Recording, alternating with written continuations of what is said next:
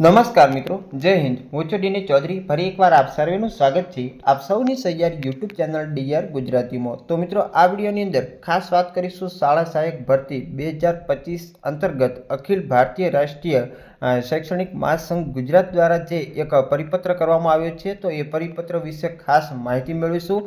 અને શાળા સહાયકની ભરતી છે એ મિત્રો જાહેર થઈ ગઈ છે, જેની લાયકાત રાખવામાં આવેલી છે ગ્રેજ્યુએશન પ્લસ બીએડ। એની ખાલી જગ્યાઓની વિગતો હજી સુધી મિત્રો આવી નથી, સાથે સાથે ફોર્મ ક્યારે ભરાશે એની પણ હજી સુધી કોઈ વિગત સ્પષ્ટ થઈ નથી। અને બિલકુલ આ કરાર આધારિત ભરતી છે, કાયમી ભરતી નથી। જે રીતે જ્ઞાન સહાયકની ભરતી આવી હતી એ જ રીતે આ શાળા સહાયકની ભરતી પણ કરવામાં આવશે। તો એના વિશેનો જે અખિલ ભારતીય રાષ્ટ્રીય શૈક્ષણિક મહાસંઘ ગુજરાતનો જે પરિપત્ર છે એની અંદર ઘણી બધી વિગતો જે છે એ દર્શાવવામાં આવી છે કે કરાર કઈ રીતે કરવાનો રહેશે। એના સિવાય જે ખાલી જગ્યાઓ કેટલી, જે 300 વિદ્યાર્થીઓ છે એ કદાચ ઘટાડીને 250 પણ કરી શકે છે। તો એના વિશેના જે પરિપત્ર છે એની માહિતી મળશું આ વિડીયોની અંદર। તો વિડીયો છેલ્લે સુધી જોતા રહેજો। ચેનલ પર ન હોય તો સબસ્ક્રાઇબ કરી બેલ આઇકન પ્રેસ કરી દો। સાથે સાથે તમને આ ટેલિગ્રામની જે ચેનલ છે એની અંદર આ પરિપત્ર મળી જશે। તો ચાલો વિડીયો શરૂ કરીએ। તો મિત્રો, જે આ પરિપત્ર છે એ અખિલ ભારતીય રાષ્ટ્રીય શૈક્ષણિક મહાસંઘ ગુજરાત જે તારીખ 3/3/2025 રોજ કરવામાં આવેલ છે।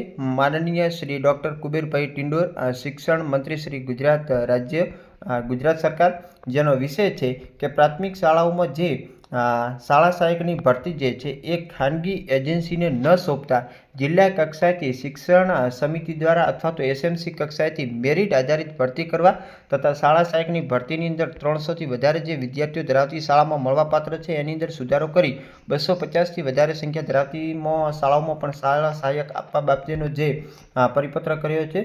તો સાહેબ શ્રી જય ભારત ઉપરોક્ત વિષય અન્વયે આપ સાહેબ શ્રીને જણાવવાનું કે શિક્ષણ વિભાગ દ્વારા જે 300થી વધુ સંખ્યા ધરાવતી શાળાઓની અંદર શાળા સહાયક તરીકે જે ભરતી કરવાનો નિર્ણય લીધો છે એ ખૂબ જ સારો એવો નિર્ણય છે। 300થી વધુ વિદ્યાર્થીઓની સંખ્યાના સ્થાને રેશિયો ઘટાડી 250થી વધુ જે વિદ્યાર્થીઓ ધરાવે છે એવી શાળાઓની અંદર પણ આ શાળા સહાયક માગવા માટેની સંગઠનની માગ છે। શાળા સહાયકની ભરતી માટે નિયામક કક્ષાએથી પરિપત્ર થયા મુજબ ખાનગી એજન્સીને આપવામાં આવશે, જે શૈક્ષણિક સંસ્થા માટે યોગ્ય નથી। કારણ કે ખાનગી એજન્સી એ શાળા સહાયકની ભરતી સોંપતો તેમાં શાળા સહાયકનું શોષણ થવું, મેરિટ આધારિત ભરતી ન પણ થાય એવી પણ શક્યતા છે। જેમ કે અગાઉ પ્રવાસીઓની હતી। વિવિધ વિભાગોની અંદર એજન્સી દ્વારા કોન્ટ્રાક્ટર પદ્ધતિથી નિમણૂક થતો પ્રશ્ન બને એવી પણ પૂરી શક્યતાઓ છે। આ ઉપરાંત કર્મચારી પાસેથી જીએસટી, સર્વિસ ચાર્જ જેવી ટેક્સ પણ ચૂકવવાનો રહેશે જો ખાનગી એજન્સી હશે તો। એના સિવાય જે શૈક્ષણિક કર્મચારી, બિન શૈક્ષણિક કર્મચારી એમની જે માનધન ચૂકવણી થાય એ પણ અગત્યનું છે। એના સિવાય ટેક્સ અને કોન્ટ્રાક્ટ એજન્સી વગેરે પદ્ધતિ બદલાય એને અનુલક્ષીને બીજા પણ ઘણા બધા પ્રશ્ન થશે। તો સંગઠનની દ્રષ્ટિએ કાયમી ભરતી જ એનો સાચો ઉપાય છે। આથી આજે અંગે યોગ્ય વિચારણા કરી એજન્સી દ્વારા જે શાળા સહાયકની નિમણૂક એ રદ કરવામાં આવે અને શાળાઓને ઝડપથી સંગઠનની માગણી અનુસાર શાળા સહાયક આપવામાં આવે એવી પણ વિનંતી છે।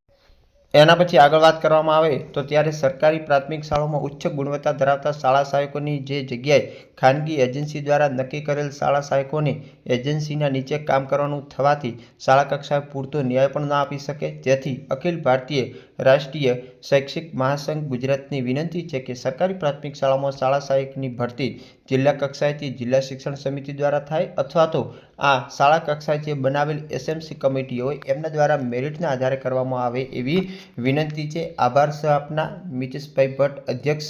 એના સિવાય પરેશકુમાર પટેલ, મહામંત્રી, અખિલ ભારતીય રાષ્ટ્રીય શૈક્ષિક મહાસંઘ ગુજરાત દ્વારા જે આ પરિપત્ર જે છે એ મિત્રો શિક્ષણ મંત્રીને મૂકવામાં આવ્યો છે।